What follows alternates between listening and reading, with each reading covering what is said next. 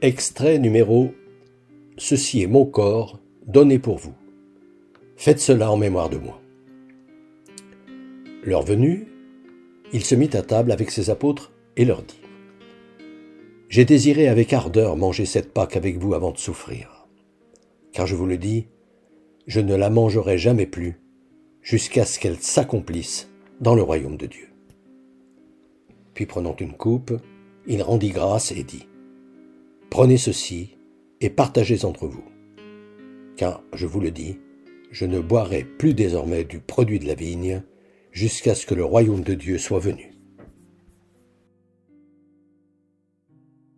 Puis, prenant du pain et rendant grâce, il le rompit et le leur donna en disant : « Ceci est mon corps, qui va être donné pour vous.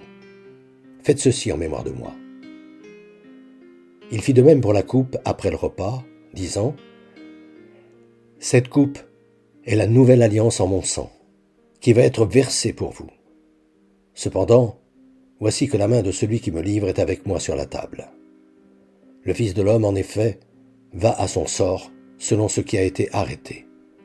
Mais malheureux à cet homme-là, par qui il est livré. » Ils se mirent alors à se demander les uns aux autres quel était donc celui d'entre eux qui allait faire cela. Ce que je lis de la façon suivante.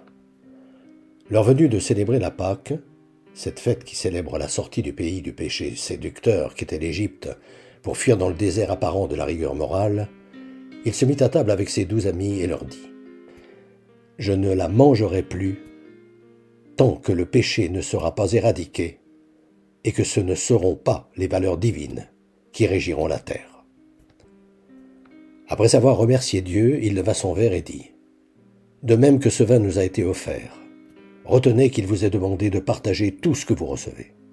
Pour ce qui me concerne, j'ai fini mon travail. Tant que le royaume de Dieu ne sera pas venu sur terre, ce que produit la vigne ne pourra plus me réjouir. » Puis prenant un morceau de pain, il remercia Dieu de nouveau, le rompit et le leur donna en disant : « Mon message, c'est mon corps. N'oubliez jamais que je l'ai donné pour vous. Je vous demande de vous en rappeler lorsque vous referez ce geste. » À la fin du repas, il reprit la coupe et précisa : « Cette coupe, c'est la nouvelle alliance en mon sang, le sang que je vais verser pour vous.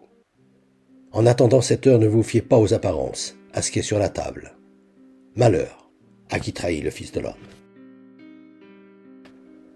Alors les apôtres, persuadés qu'il parlait de lui-même et non de la conscience que chacun possède, se mirent à se demander entre eux quel était donc parmi eux celui qui allait le trahir, montrant par là qu'ils n'avaient toujours pas saisi que Jésus venait de leur rappeler que livrer leur conscience au mal, c'était mettre en péril le dessein extraordinaire qu'avait eu Dieu lorsqu'il avait fait émerger l'humanité de la création en lui donnant ce qu'ils avaient de plus précieux, leur âme. Depuis des années, environ une fois par mois, j'envoie une lettre d'information spirituelle à tout mon carnet d'adresses. Le thème du moment est, depuis janvier 2019, être chrétien, ça veut dire quoi ? Si ce sujet vous intéresse, n'hésitez pas à me transmettre votre mail, en vous contentant d'indiquer auditeur YouTube, vos noms et prénoms, et éventuellement votre numéro de téléphone si vous souhaitez me parler.